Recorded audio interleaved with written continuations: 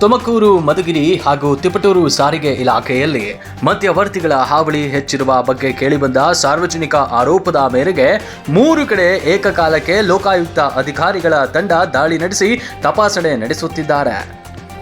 ತುಮಕೂರು ಲೋಕಾಯುಕ್ತ ಪೊಲೀಸರ ತಂಡ ಆರ್ಟಿಒ ಕಚೇರಿ ಮೇಲೆ ದಾಳಿ ನಡೆಸಿ ಕಚೇರಿಯಲ್ಲಿದ್ದವರಿಂದ ಮಾಹಿತಿ ಸಂಗ್ರಹಿಸುವುದರೊಂದಿಗೆ ಅಧಿಕಾರಿಗಳ ಮೇಲೆ ಸಾರ್ವಜನಿಕರು ದೂರು ಹೇಳಿದರೆ ಎಫ್ಐಆರ್ ದಾಖಲಿಸಲು ಮುಂದಾಗಿದೆ ಎಂಬ ಮಾಹಿತಿ ದೊರೆತಿದೆ. ಕಚೇರಿ ಒಳಗೆ ಜನಸಾಮಾನ್ಯರೊಂದಿಗೆ ಮಧ್ಯವರ್ತಿಗಳ ತಪಾಸಣೆ ಮಾಡುತ್ತಿರುವ ಲೋಕಾಯುಕ್ತ ಅಧಿಕಾರಿಗಳು ಜನಸಾಮಾನ್ಯರ ಕೆಲಸಗಳನ್ನು ತಡ ಮಾಡಲು ಕಾರಣ ಏನು ಎನ್ನುವುದರ ಬಗ್ಗೆ ವಿಚಾರಣೆ ನಡೆಸುತ್ತಿದ್ದಾರೆ. ಸದ್ಯದ ಸ್ಥಿತಿಯಲ್ಲಿ ಆರ್ಟಿಒ ಕಚೇರಿಯಲ್ಲಿ ತಪಾಸಣೆ ನಡೆಸುತ್ತಿದ್ದು ದಾಖಲೆಗಳನ್ನು ಪರಿಶೀಲನೆ ನಡೆಸುತ್ತಿದ್ದಾರೆ. ಕಚೇರಿಯಲ್ಲಿ ಏನೇನು ನಡೆಯುತ್ತಿದೆ ಎಂಬ ಕುತೂಹಲಕ್ಕೆ ಲೋಕಾಯುಕ್ತ ಅಧಿಕಾರಿಗಳು ಸದ್ಯ ಉತ್ತರ ಹೇಳಬೇಕಿದೆ.